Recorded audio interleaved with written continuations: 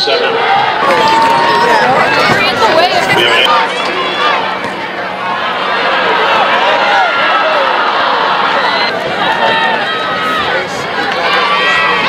Right. Right. Might have been for a class or something.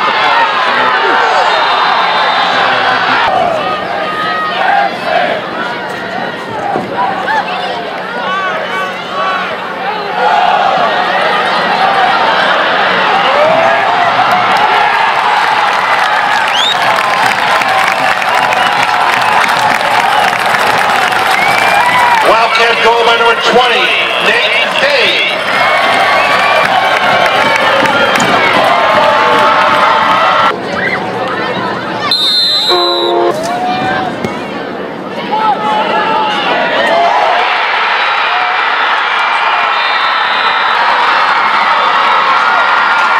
Copley goal by number 19, Brandon Gatagan.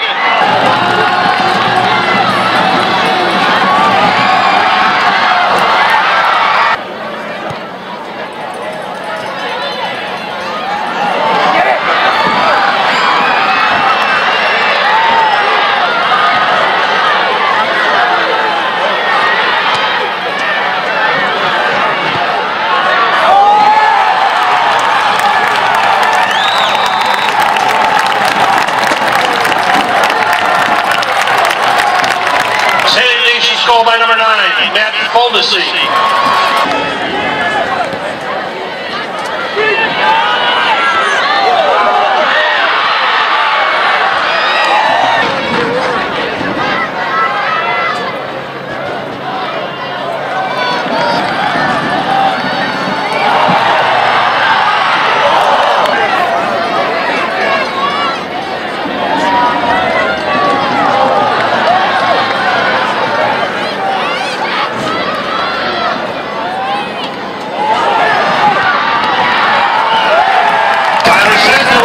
For St. Ignatius.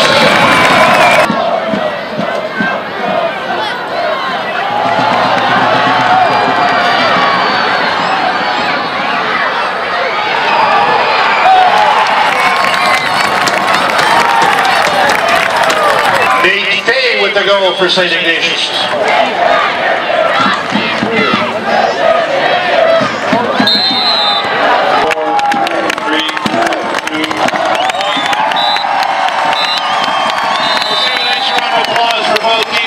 Very well played there. We will take on the winner of Powell and Maggie Liberty or Beaver Creek. We don't have enough seed at this point.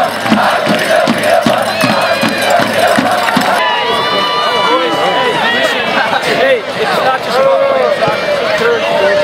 It takes courage to deal with it. It takes courage to come out here and get in front of all these people and do your best and put yourself on the line, boys.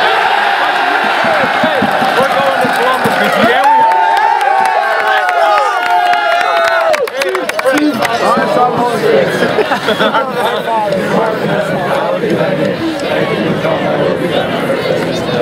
Give us this day our daily bread, forgive us our trespasses, as we forgive those who trespass against us, and lead us not into temptation, but deliver us from evil. St. Ignatius. Pray for us!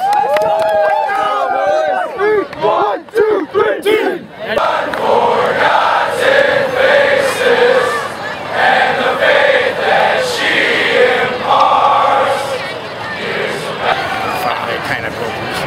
A little bit.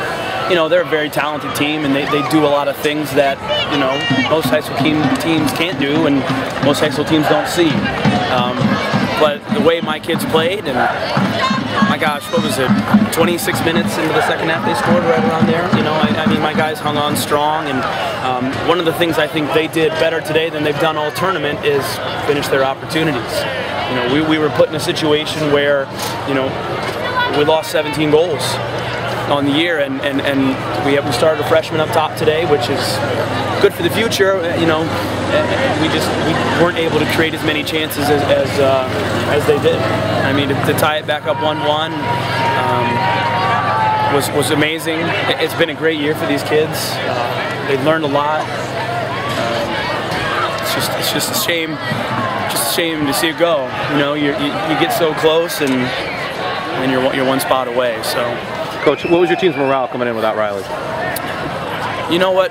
We've been focusing all year on the team. One player doesn't make a team, but one player like Riley Grant sure helps out a team.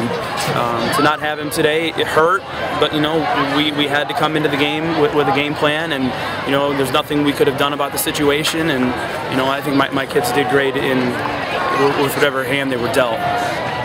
Given what Copley's been through as a community in recent months, how did this help? Well, to me, it's the whole thing through all the tragedy and what has happened in Copley. It's, you know, Copley stands strong. That's you've seen it on billboards, you've seen it everywhere, and you know, our kids stood strong, our parents stood strong, our school stands strong, our community stands strong, and it's just to come this far and to build that excitement with everything that has happened.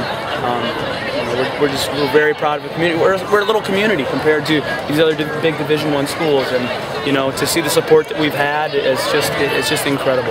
You have 5 seniors on your roster this year. Do you dare let yourself dream about the future given that? Do you not want to think about it at this point?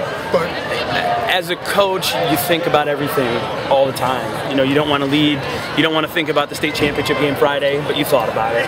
Of course, I think about it. But you know, we had five guys that led the way. In fact, one of the things I said to them was, we got to this point because of 4 years of hard work, and it would be a shame for the underclassmen not to see the example that you set and not to try to obtain, you know, the goals that you set forth. I said to the kids, you know, we lost, but you lost in the state semifinals, you lost in the state tournament.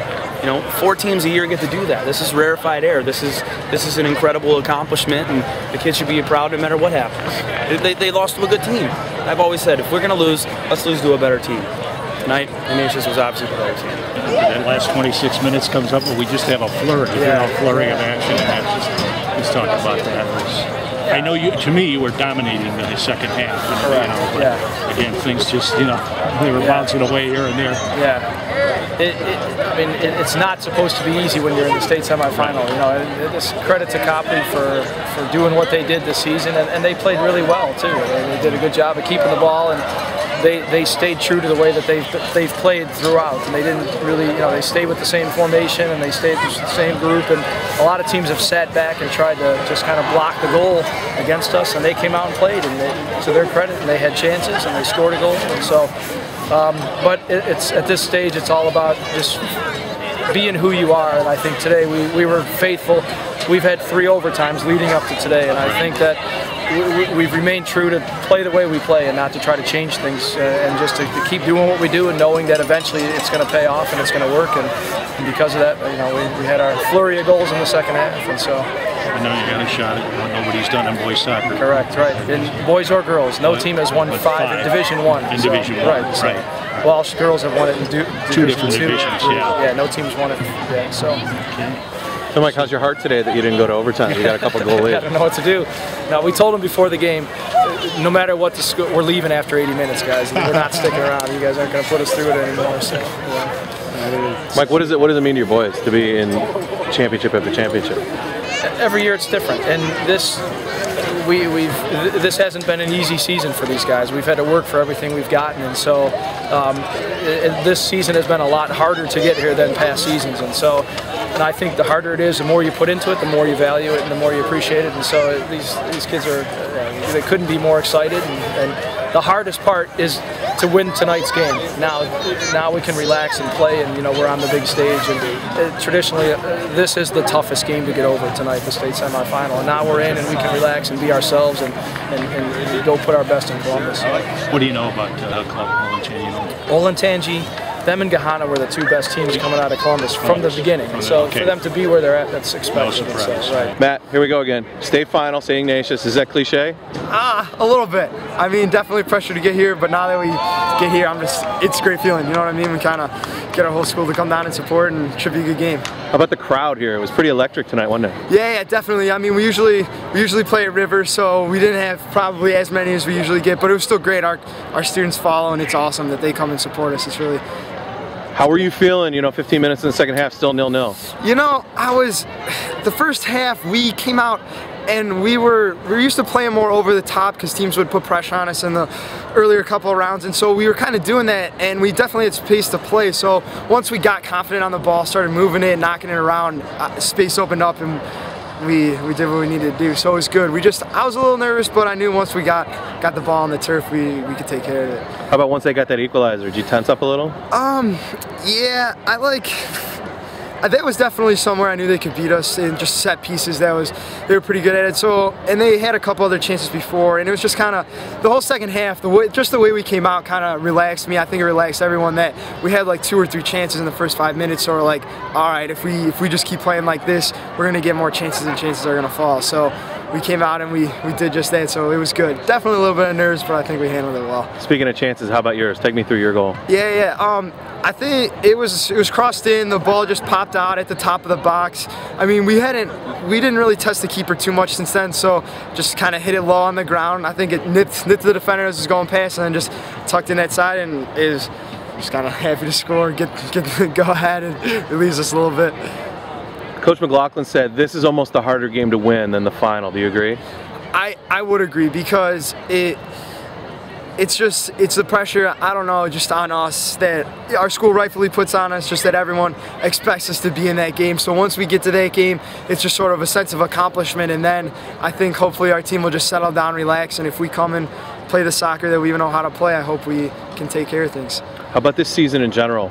I mean, you guys are a strong team, but it seems like it was more of a struggle for you. This didn't come so easy, did it? Yeah, no, definitely. I think last year we were spoiled, man. We won a state championship and didn't have a game closer than 3 goals, and that's just almost not realistic.